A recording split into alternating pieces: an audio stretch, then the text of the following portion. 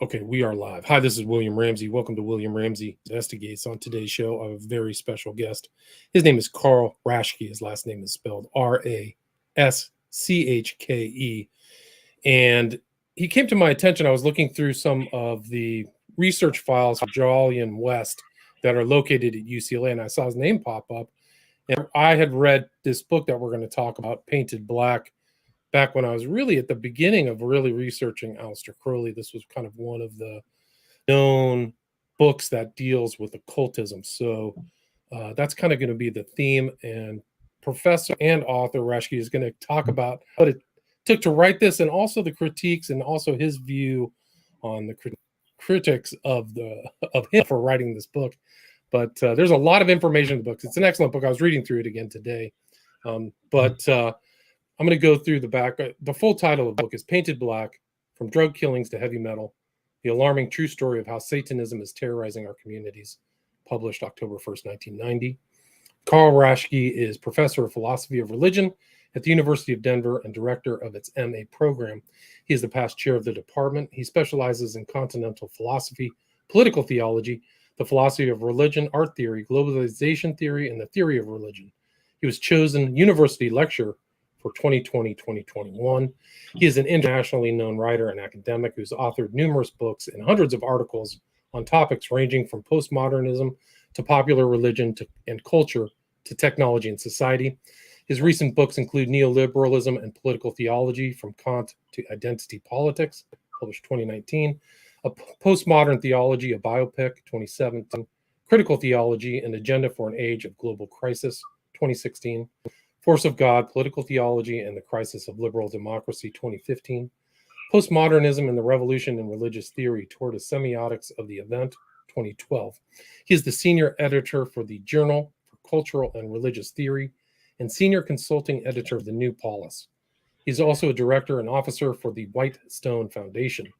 From 2016 to 2018, he served as managing editor for Political Theology Today, which I think is now called the Political Theology Network. He's been a visiting scholar at the University of Vienna, as well as Rice University, and regular adjunct at the Seattle School for Theology and Psychology. But again, we're going to talk about this great book. It's titled Painted Black. And we talked a little bit, like I said earlier, he came up in the research stuff for Jolyon West that I'm kind of working on with Philip Fairbanks. And we talked kind of through email about why he thinks he was there and some of the kind of cult war, kind of canned cult awareness network stuff that he knows more about. So, Carl Raschke, welcome to the show. Thanks for agreeing to the interview. Thank you. Glad to be here. Awesome. So, for people who may not have heard your name or this book, maybe you can talk about your, career background and kind of what led you to write this. Seemed to be kind of an outlier considering your other academic work. Well, yeah. I wrote this book as I was asked to by an editor at, or I should say, a acquisitions editor for HarperCollins, because at the time it was all over the news, and they were looking for somebody who had academic status, which I did, to write a book about this topic. And I also had a journalistic background. My first career back in the late 60s was as a journalist in California. During the heyday of the counterculture.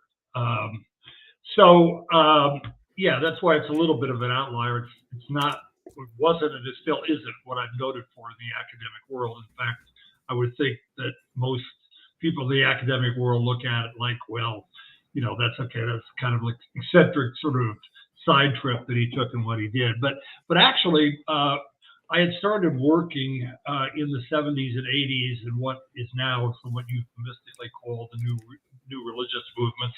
Then it was popularly called cults.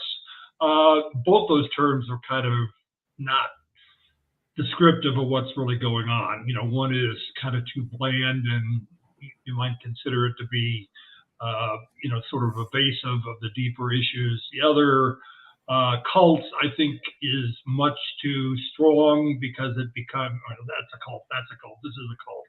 No, so we need some kind of more nuanced terminology, but unfortunately, words mean what the public tends to use them for. And right now, I think there's an effort to try to be a little bit more nuanced, but the media doesn't really care about the issues anymore the way they did in the 70s and 80s. But basically what I was doing in the late 70s and 80s and was writing about the whole kind of alternative religious phenomena that started in California and kind of reached a fever pitch, particularly in the San Francisco Bay Area where I had lived and going to high school, and went to college and got my master's degree before I went back east to get my doctorate.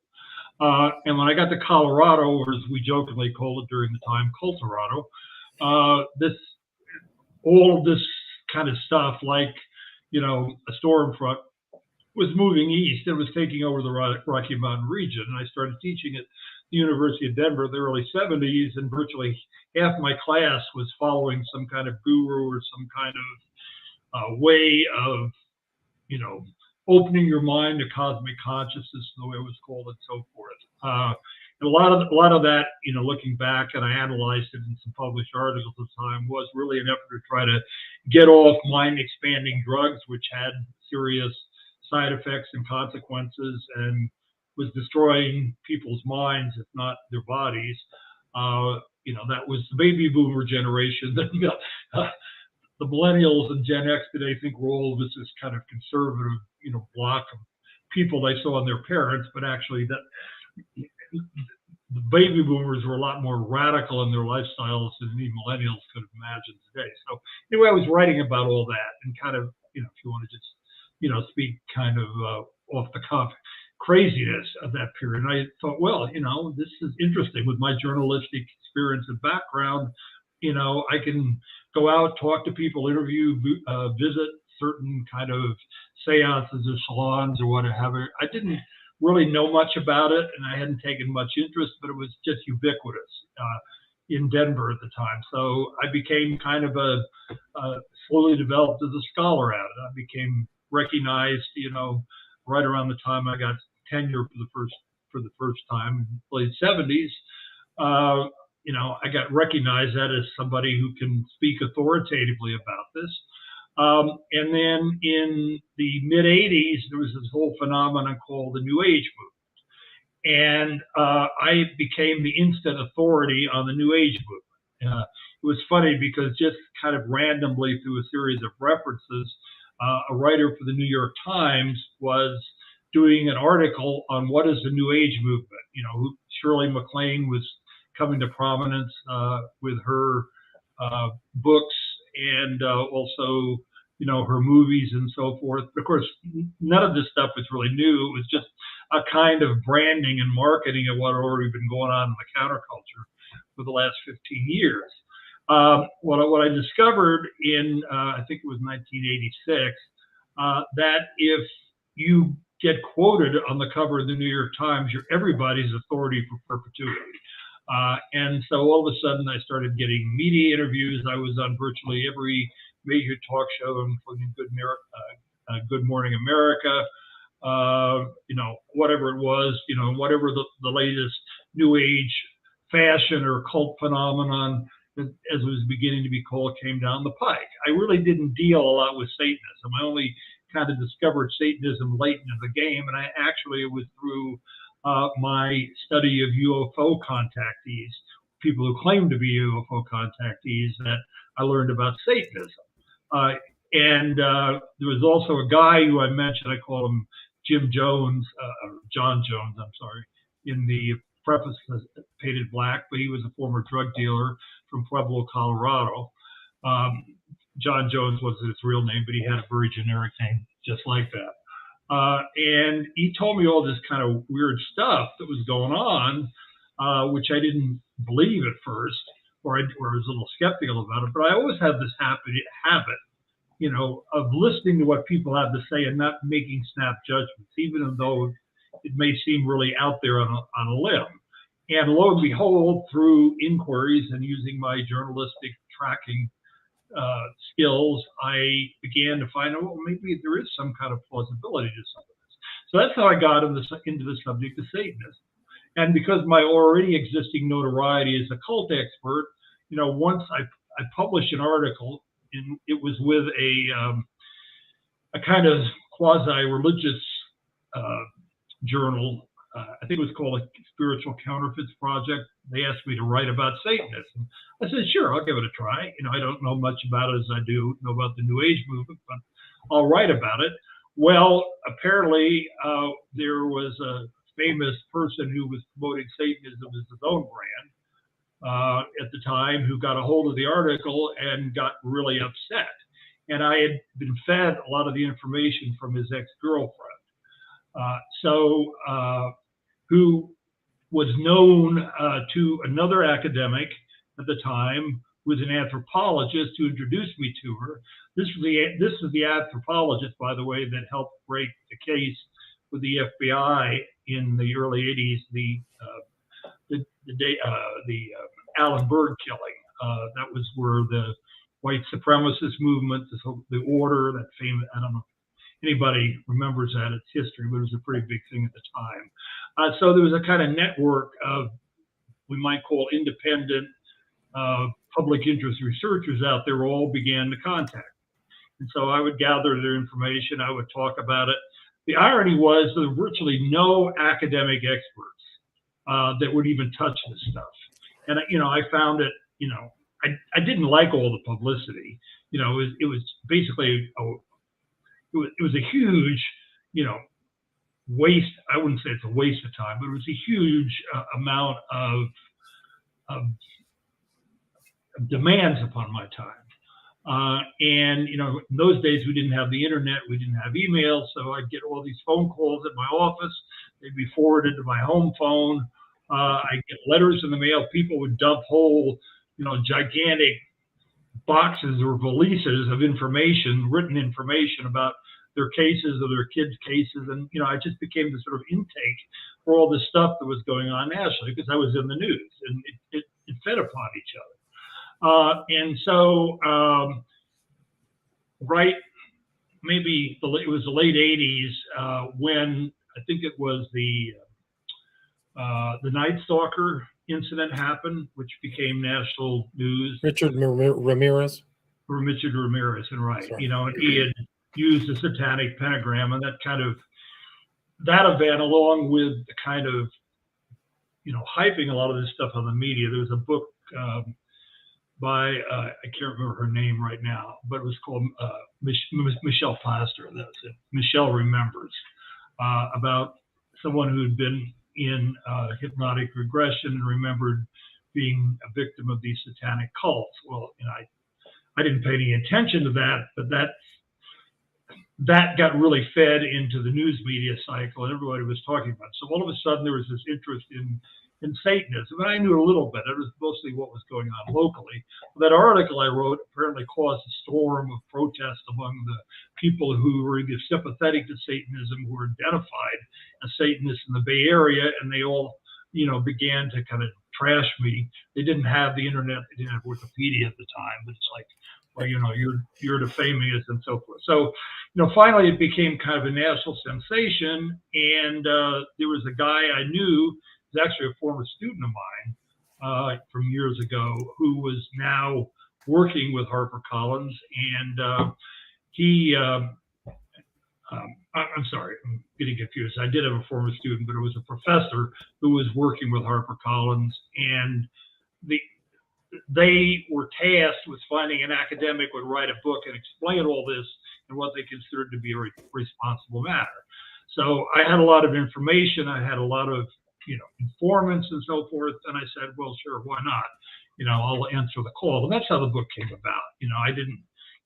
Satanism was not what I was really interested in at the time, but it was engaging. It was sexy. There was a lot of, disinformation, a lot of propaganda out there by different sides of the fact there were the sort of, evangelicals, or I would call evangelical fundamentalists, who were, talking about Satan under every tree, and, international cults of Satanists. I never had any evidence for that. I know there are international cults, particularly among the elite. Would you call them Satanists? No, it's a little more sophisticated. That's been the narrative. Well, it's even been thrown at me that, this is all about conspiracy theories about international cults of Satanists in high places, and Raschke's promoting this. You know, I did nothing of the kind. It was in the context of that where I was approached by Dale Griffiths, who was a ex-police captain, and he introduced me to a lot of his police officer friends. They already had their own network. It was called 125. I was the only academic who was asked to join. And so they fed me a lot of information. Some of that went into the book, and also people he knew.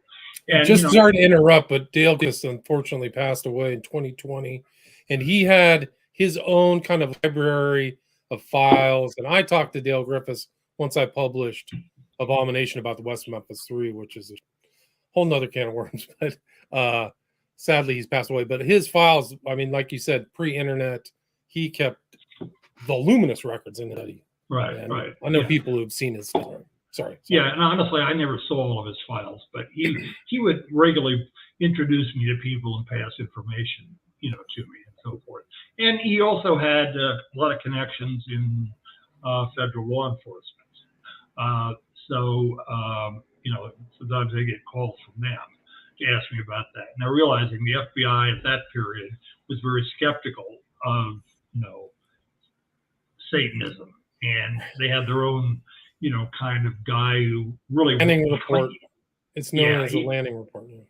Yeah, he, as far as I know, he wasn't really officially representing the FBI, but he kind of fudged it so people thought, well, this is the, you know, FBI, you know, perspective, and it wasn't, you know. But he was always in the news, and he was leveraged by what I later called cult apologists to sort of, well, here's an FBI agent, you know, has a different point of view and so forth. And actually, I got approached in the 1990s by somebody, and I don't know if he knew Lanning or not, but he claimed to be speaking for Lanning. It was in this kind of dark restaurant when I was meeting for something else. I was kind of shocked, and he said well, Ken Lanning would like you to stop criticizing, with a kind of implicit threat. And that, you know, that true story happened. I don't know if he actually had a connection to Lanning or not. I have no evidence he did, but it was like Lanning was used in a whole variety of contexts. Whether he actually participated or let it happen, or what his own role was, I don't know. I never met the guy. You know, I did criticize his public stance. You know, and, that was it. Just sorry to interrupt. Just a break. I criticized Lanning in a conversation I had with Ken and me, so people can go look at my earlier interview with Ken about the Lanning report, where we kind of took it apart. And yeah, it's not.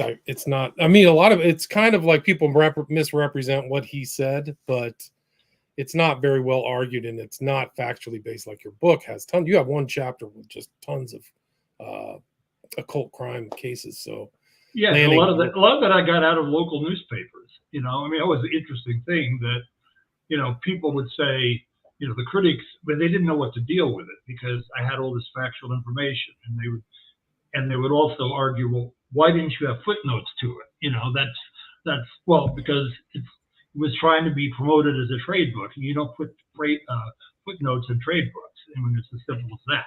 You know, but you know, it was all from microfiches. I mean, I did a lot of research. I went around to different parts of the country, you know, went into the archives.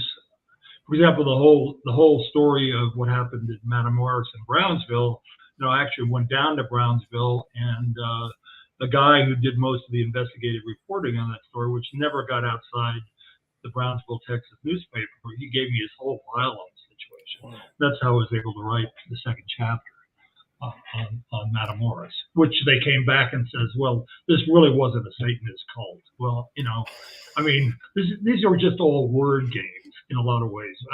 Later I began to say, okay, let's use the word blood occultism, where essentially you're trying to get, quote, magical power by committing violence, torture, or, you know, having the experience of blood. It's a very common phenomenon that anthropologists study in various cultures.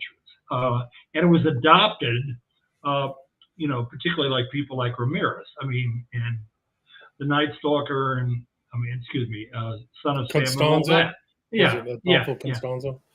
Yeah. Right. You write about that. You add like Mayan, Aztec things. Like Yeah. he was a modern kind of Aztec priest in some ways. Yeah. Yeah. I mean, we call it Satanism. The whole question was, Satanism has not been a single phenomena down through the ages, and that's what I tried to explain. I mean, even today there are people that are all over the place that call themselves Satanists.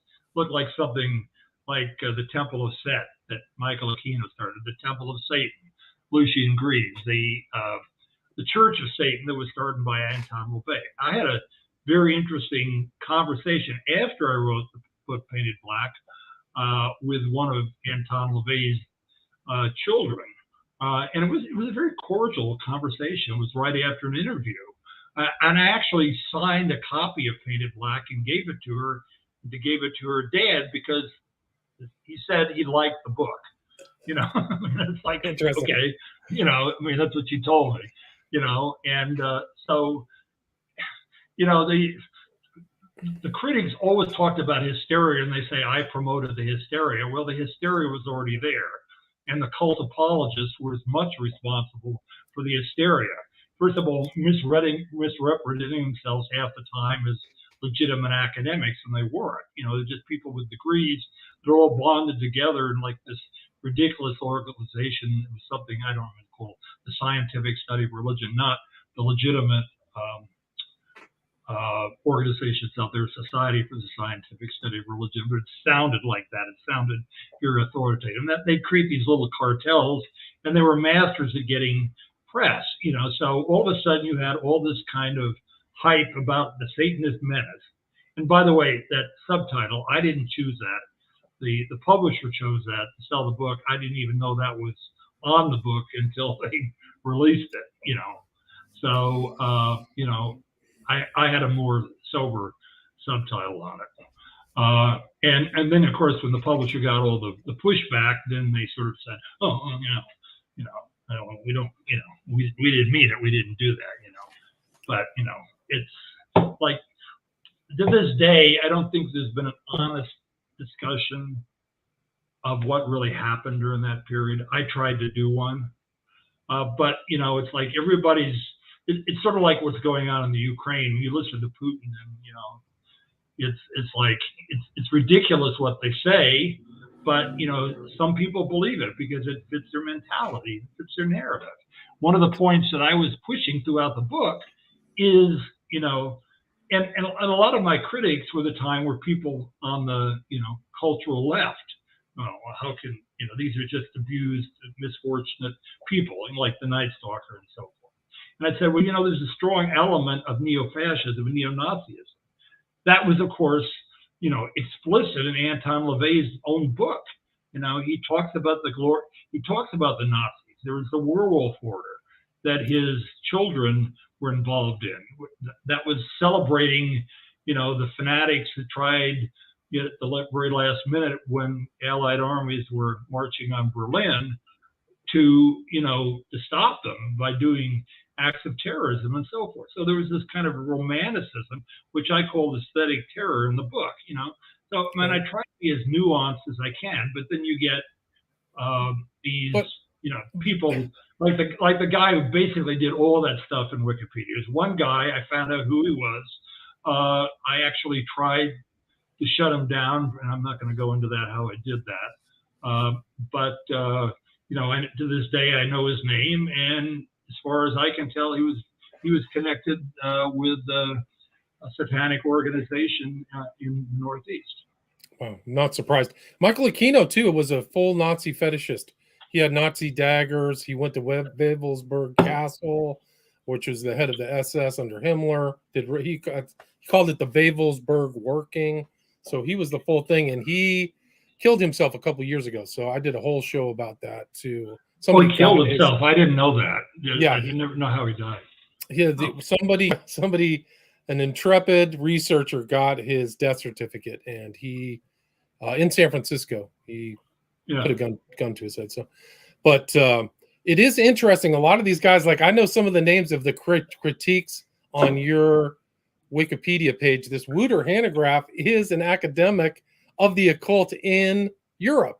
So of course he's going to say that. Almost all the people will call me a satanic panic person, or yeah. Actually, I've actually met him personally in Amsterdam, and I asked him very nicely. I said, because I was doing a sabbatical at the time, I said, "Can I come work with you and we can talk about this?" And he was very kind of standoffish and said no.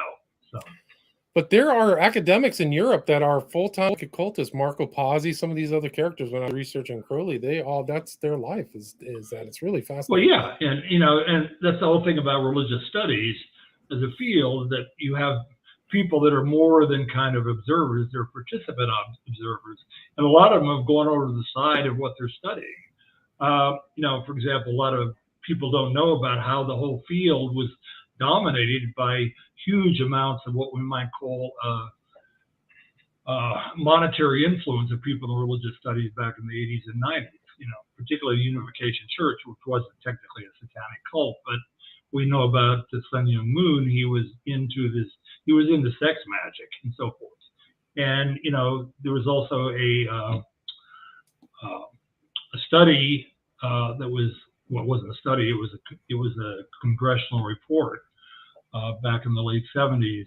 I'm trying to, who was the senator from Idaho? His name was the Church Report? Church, yeah, the Church Report.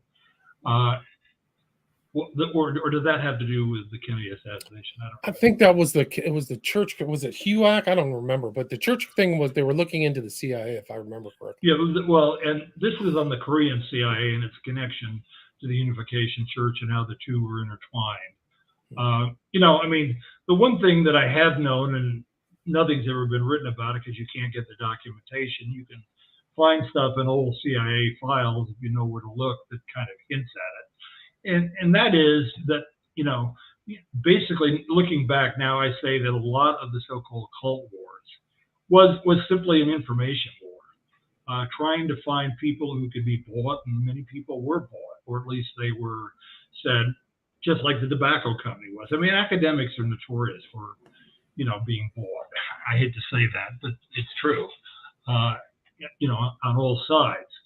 And they went along with, ridiculous narratives. You look at a lot of these books that are talking about the Satan scare, or the what is it?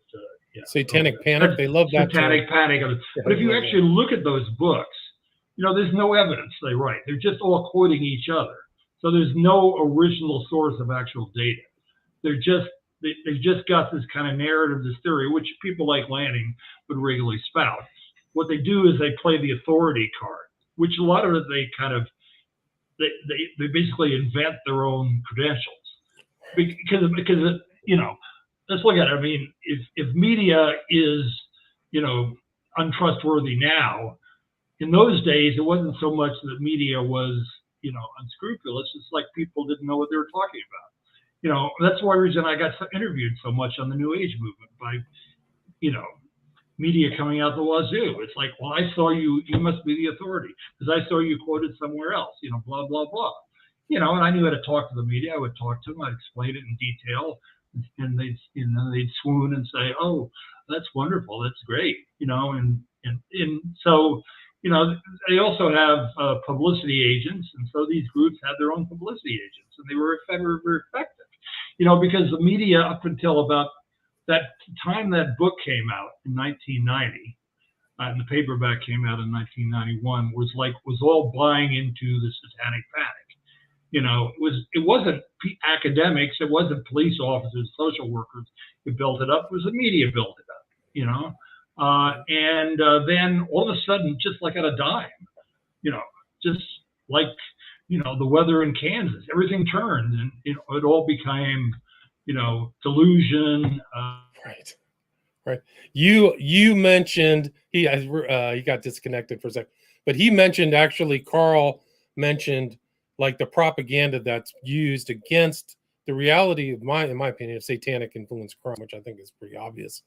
If you just look at all the facts and all the cases, he interestingly mentioned in the book, he mentioned John Doe 60, which was a satanic crime in San Francisco. And there's a picture of that on Dave McGowan's cover of Program to Kill, which is still influential. It's still an influential book.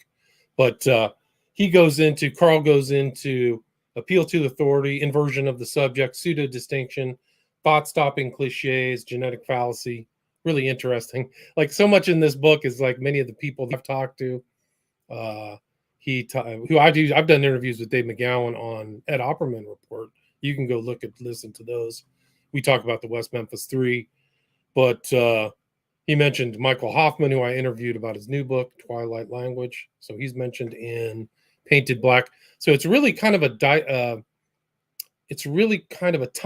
I think this book is an important timestamp. That's actually, I mean, it's so different than some of these other style books. I think Carl mentioned some of these evangelical books that may not have the weight I think that Painted Black does, and it has tons of. You can reference these facts. There may not be as many footnotes. It's not an academic book, but you can type in these names, and all these things come up. You know that these cases, Ramirez. He talks about all these occult underground groups. So in a lot of ways, it's a reflection of really kind of the deep knowledge of the Western esoteric tradition, not just kind of the Satanism that's taking place now. But yeah, there's a lot. He mentions cases that I studied. My old occult investigations YouTube channel's gone, but I used to have these cases on one that he did of the Hardy Boys, which was two kids who were in high school who got involved in Satanism, and they killed a guy by the name of Newberry. But so much of this stuff, like I've studied LeVay, I've studied Eliphas Levi. And so he goes into how Eliphas Levi influenced the KKK and Albert Pike. So that was fascinating. So there's a lot. There's a lot going on. And the Cold War is really, like you said, I mean, Kill Ball's talking about it. It was like an information war. Some information they just wanted to discredit. And you can go look at Carl Raschke's Wikipedia page, and half of it, Wikipedia is no longer reliable. I don't know if it really was reliable at its inception, but there's like the, what is it? The Purple Hair Brigade are these type of people who are adjusting all this stuff and calling everybody Nazis. It's the same type of irresponsible terminology that they use, but it's not objective at all. And so you can see all these people just gangpiling on Carl Raschke about this book. It's really incredible how many people took the time out to try to discredit him or be pissed off at him. So I would recommend people go to, hopefully Carl will come back. He's disconnected according to mine. But yeah, Wikipedia is horrible. You're absolutely right. It's not reliable. There should be some kind of, there's better encyclopedia. You can go to the Encyclopedia Britannica. It's probably better resource. And if you really want a really good resource, this is just a tip. Go to the Encyclopedia Britannica Scholars Edition. Hi, Carl. Welcome back. You just need to get you need to get your mic. Your mic isn't plugged in either. I think you might have knocked out one of the cables, but your mic isn't plugged in. Anyway, so there's a lot in this book that I highly recommend. You can get a copy of Painted Black. I saw it online, but it was put out in the. Oh, now you're good. Perfect. Yeah, I was muted. Okay, can you hear me now? You're hitting a mute button. Now it's off. Now you're back on. Yeah, now you're on. Now you're off. So now you're on. The system is doing this. I'm doing. Okay, I don't know what's going on. Let me take you out of this. So it's not on your side. It's got to be on mine. Right. Okay, perfect. I think you're coming through perfect. Okay. It might be. Sometimes the system bugs out a little bit, so I apologize for that. I was just kind of talking about some of the cases that I'd studied. I had an old occult investigations page that YouTube took away from me, or Google. I can't even get back into it. But I covered kind of the Hardy Boys. So some of these cases, like, and this was before the West Memphis Three, which I wrote a book about, which is totally occult. And really a cultural, like you want to talk about the aesthetics of terror or the cultural impact of Satanism. The West Memphis Three is off the charts because a lot of those people surrounding that case, they're all our fellow travelers. You start researching them and you realize that they have an affinity for Crowley or Kino or Uleve, or all that stuff comes back. Anyway, Carl, do you have time to take a few questions? Yeah, sure. I was just trying to figure out what's going on. And also, I've got two cameras on here, and the external camera, which I was using now, I can't figure out how to put it back on. So. Well, you sound good. So let me see if I can pull up some of these old questions. Hill Doggy asks, do you believe the New Age and Theosophy are similar? Well, yeah, it was the Theosophical movement. Alice Bailey, who was the kind of third generation, uh, the spiritual granddaughter of Helen Blavatsky, who coined the term. Alice Bailey wrote a lot. She actually had influence on Eleanor Roosevelt, as far as I understand, and a lot of the kind of spiritual ideas behind the United Nations came out of Alice Bailey's work. Yeah, I mean, Theosophy, evolved too. So I would call late stage Theosophy and the New Age are very similar. In fact, you read Alice Bailey's writing, she's always talking about the coming of the New Age. So that's where I've traced the term to. Gotcha. And then Oswald asks, are you aware of any Satanist infiltration into anthroposophy? I think it's similar to Theosophy, right?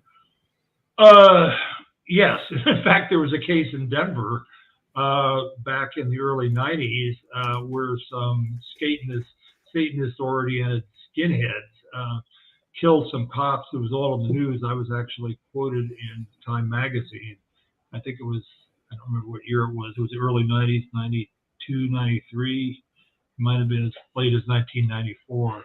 It was national news at the time. And the young man who did it was the son of somebody who had been well known for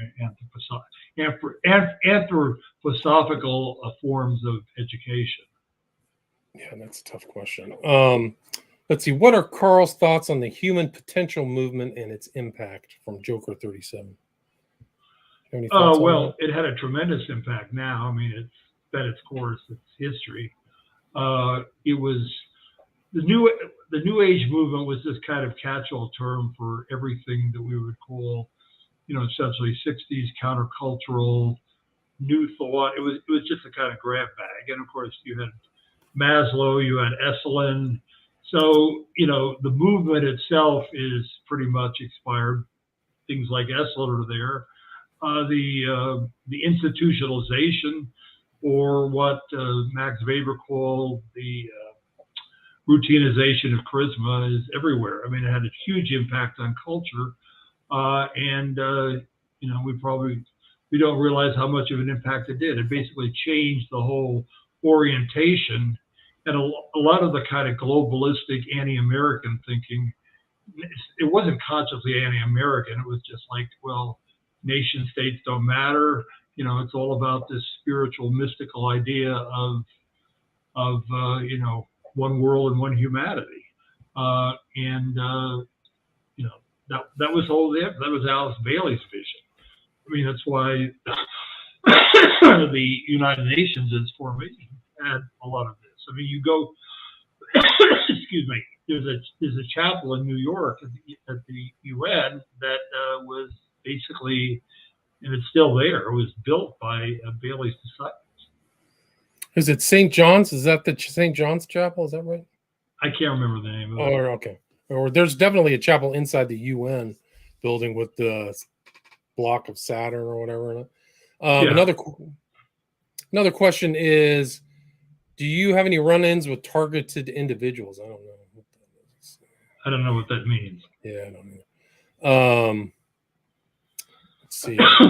I got another question. How did the SRU SR9 Stanford research affect the occult? Do you know anything about that? I've heard stories about that, but I understand it was more in the realm of parapsychology, which was an effort to try to give some scientific legitimacy to the occult. I mean, it was all a bloom in the 1970s,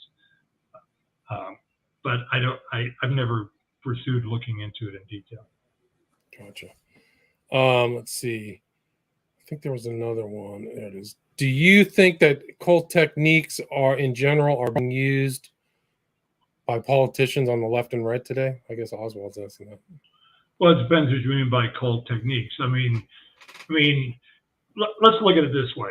The Soviets had been studying and leveraging the occult, all the way going back. I mean, take even Blavatsky. Blavatsky was the daughter of a Russian intelligence officer. So that was during the so-called Great Game, when Britain and Russia were fighting control of what is now Afghanistan, the Himalayas, and so forth. And if you really, it's no hard evidence, but there's a lot of circumstantial evidence to show that, Blavatsky's whole theosophical movement may have been an effort to counter British influence in India.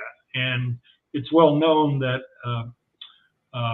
theosophy had an effect on the Indian independence movement because it called on ancient spiritual ideas of India. Now, there's also a lot of non-Indian stuff, kind of mystify the whole notion of the Aryans, the Aryan race.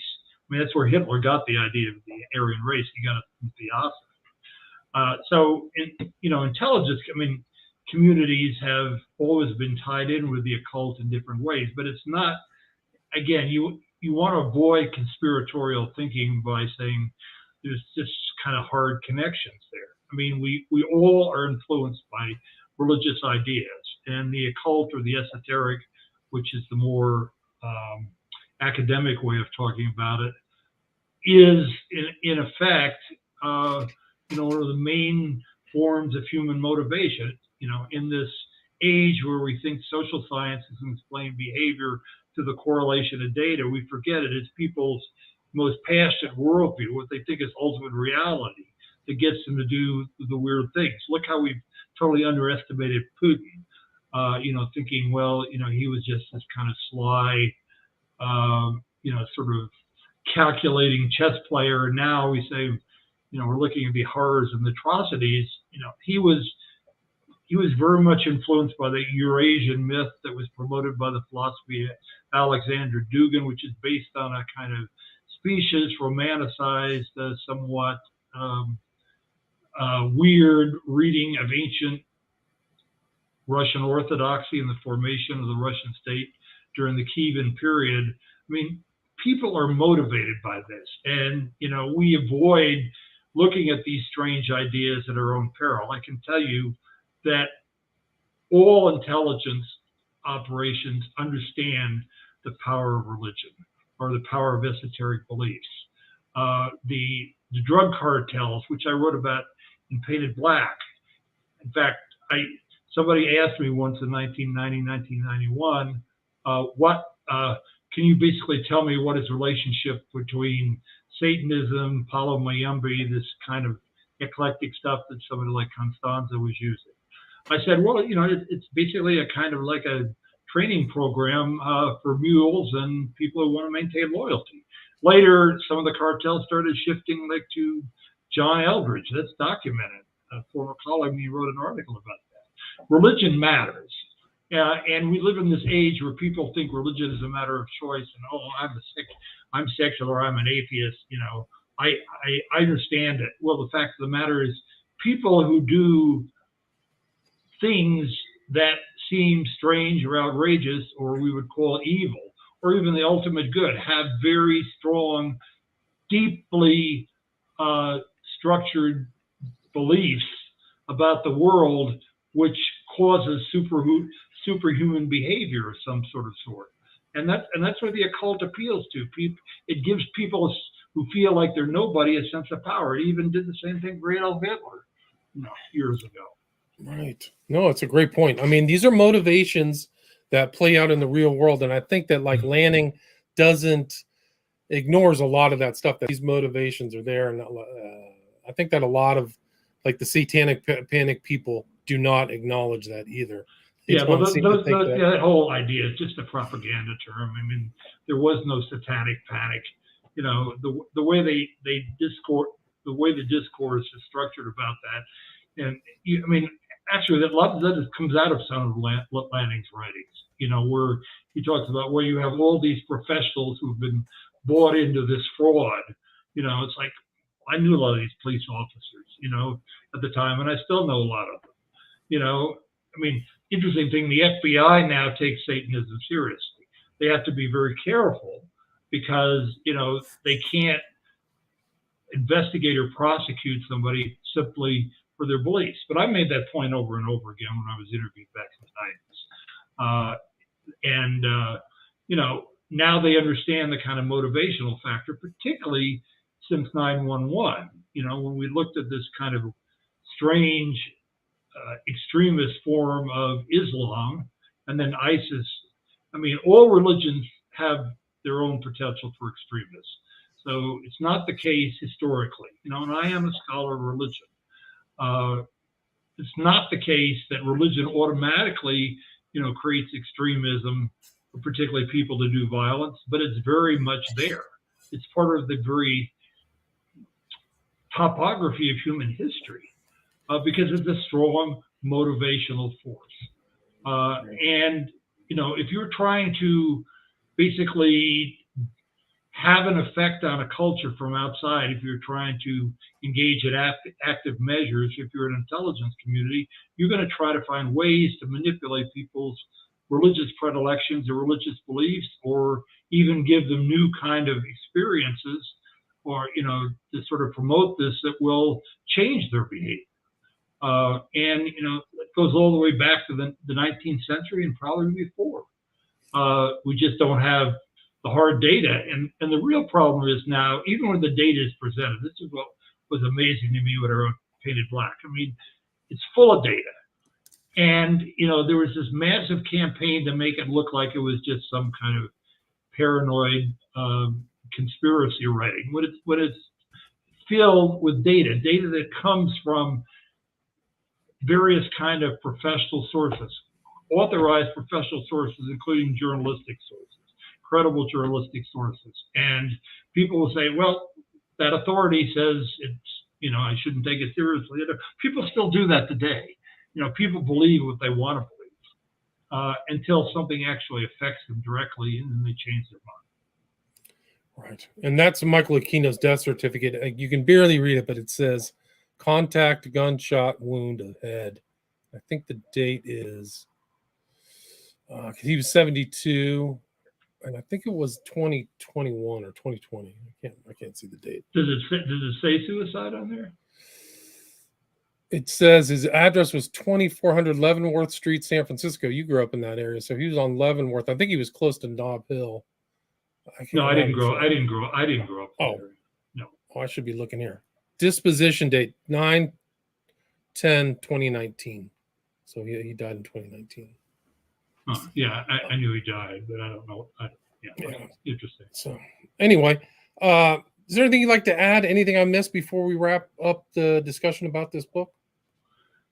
No, I just wish academics would not, live in their own la la land. I mean, this kind of stuff is going on today, and we pay a lot of money for college education, and so much of this is just narrative. It's ideology looking for confirmation, and I can tell you the way I expected Painted Black. I wasn't doing it for money or for notoriety. I already had that in the academic world. I thought I was doing it as a service to the public, to try to get some facts rather than get all these accusations and counter accusations. But we know that there is no good deed that goes unpunished.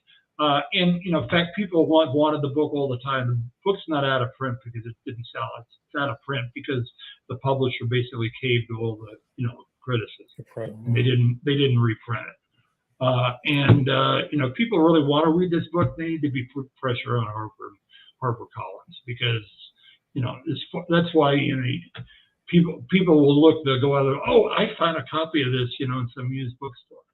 It's the fact that it's still in demand today because nobody's really written a book like it. I know there's some other serious books that have come along in the time, but again, this is the only academic book that I know that's ever been written on the topic,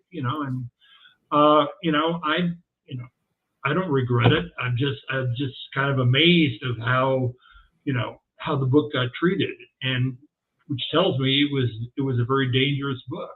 The historical facts that it talks about there are now 30 years old. A lot of the people like Aquino, you mentioned, are dead. But there's still people who want you to believe that this is just all some kind of, ultra right-wing paranoid conspiracy. Satanism is, and it's not. It's, it's real. I've talked to so many of these people that have been affected by my life. I don't deal with this hardly anymore. I don't research it. I don't write about it. I rarely get interviewed, but interestingly, when I do get interviewed, I get interviewed in a serious way, like now. So, the whole story has not been told. And there's a lot more I could go on and talk about that, we don't have time. But I think that you placed this book at the time, like people need to go back, and I mentioned this when you kind of dropped off.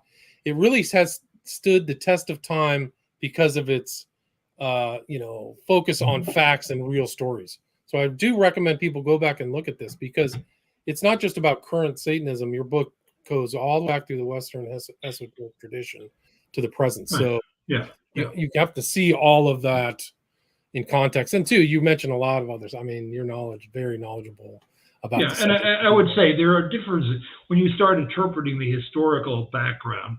There are reasonable differences of opinion. I've had criticisms. Well, you missed this, tie into Catharism. Well, I mean, there are books out there. I try to follow a logic that makes sense, because we don't have data. All we have are essentially narratives from people who were not factual historians. The whole obsession with factual history is a modern invention.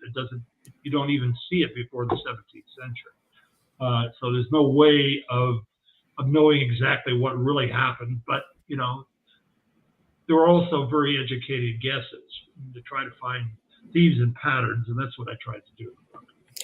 Yeah. So kudos to you for having the courage to put this book together. It's really a great book. I really enjoyed reading through it today. For people who want to reach out to you or see some of your other work, or kind of get an idea of all of your knowledge about the history of religion, where's the best place where people find that? Well, they can go to my website. It's carlraschke.com. It lists all the books I've published. Gotcha. So I'll put that in the show notes. Carl Raschke. And if people have any additional questions, reach out to you there. But I can please ask you, not to, if you've got some kind of personal issue or case about something, don't write me helping me. I can solve it. Start studying the thing yourself, and it's because it does take a perspective. It's just it's like being people that can't be healthy because they're overwhelmed by junk food. You can be overwhelmed with junk information. Wikipedia is a good example of that. I mean, once that basically that whole part of Satanism was written by one guy within a 3-week period of time who was out to really, because I hadn't been on Wikipedia before, and he had actually been involved historically in Wikipedia. I determined that, and so he could get away with a lot of stuff. But tell him to read my son Eric's article. It was called Wrathful Wiccan Wikipedians. It's a funny article. It's a true story of how that whole thing came. And it makes Wikipedia, look like ridiculous. So, academics for years have always said, to their students, don't use Wikipedia. It's not authoritative. But this is a perfect example of how ridiculous Wikipedia can be. Right. Well, it's only getting worse. It's only getting worse. Right. Well, I mean, there's a lot of other things where they're coming on and they're all the red-haired, purple-haired brigade, just like besmirching all kinds of people. So it's not just. Thanks so much for the talk. I really appreciate it. You're welcome. I really appreciate it. Again, the title of the book, Painted Black: From Drug Killings to Heavy Metal: The Alarming True Story of How would you subtitle it? I don't know right now. Painted black. What really is going on with Satanism or something like that? I think that Painted Black. What's really going on? So it's all. I mean, look at the facts, folks. Go read this book. Yeah. Published 1990. Thanks so much for your time. Yeah. Is this going to be recorded, by the way? Is it going to be a recording of this? this is recorded. Once I hit the stop button, which I have, Oh, okay. we'll be right. Hold on. I'll Okay.